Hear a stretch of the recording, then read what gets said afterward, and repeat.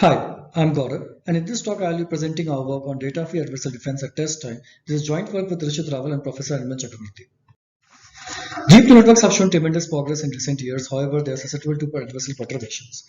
As shown, the pre-trained model TM is able to predict correctly on clean images, however, it yields incorrect predictions on adversarial image AI, which is obtained by perturbing the input data with a carefully crafted human imperceptible noise. These vulnerabilities of deep models can cause severe implications in applications involving safety and security concerns.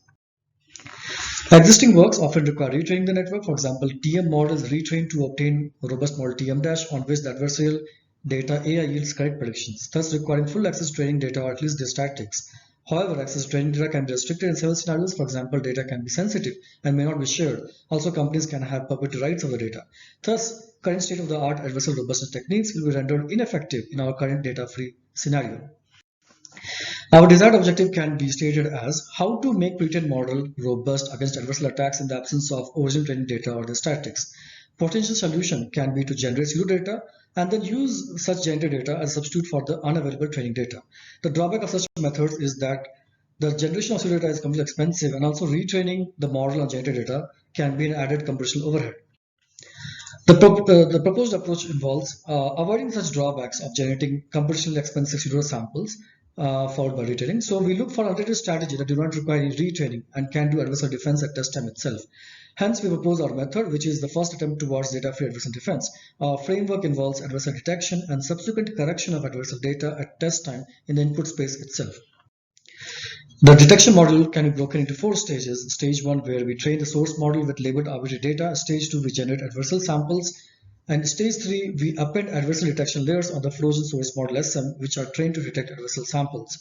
In stage 4, we train adversarial detection layers added on top of given pre-trained model via source-free unsupervised domain adaptation, where the model obtained from stage 3 is used as source model and the unlabeled test data is used as target data.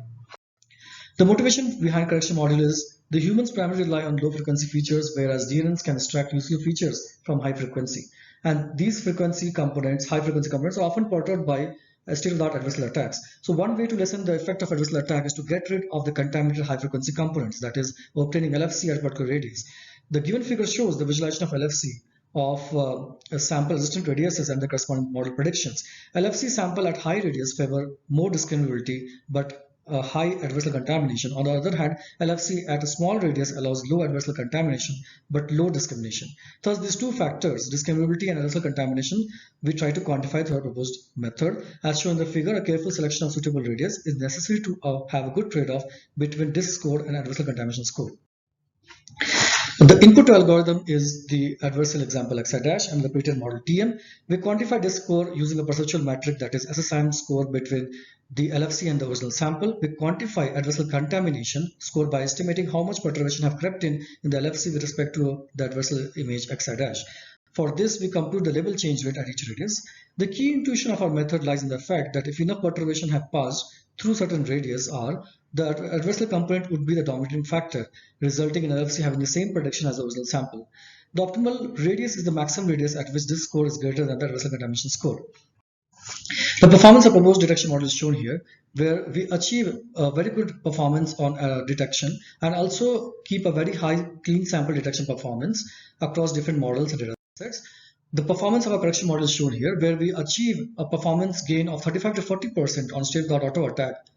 The performance of combined correction and detection model is shown here, where we achieve significant gain in adversarial accuracy while without compromising much on the clean accuracy.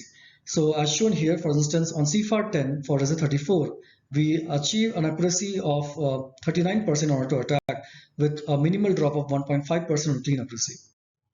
We compare also with data-dependent approaches where we achieve decent adversarial accuracy while maintaining a very high clean accuracy. We proposed for the first time a complete detection and correction approach. Our detection approach was based on source-free UDA. Our correction approach was inspired by human cognition, where we discard the high frequency corrupted regions. Also, we performed significantly well against even state-of-the-art auto attack without compromising much on the clean accuracy.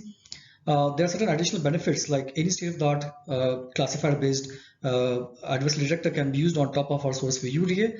Also, any data-dependent approach can benefit from a correction module at test time to further correct the adversarial samples.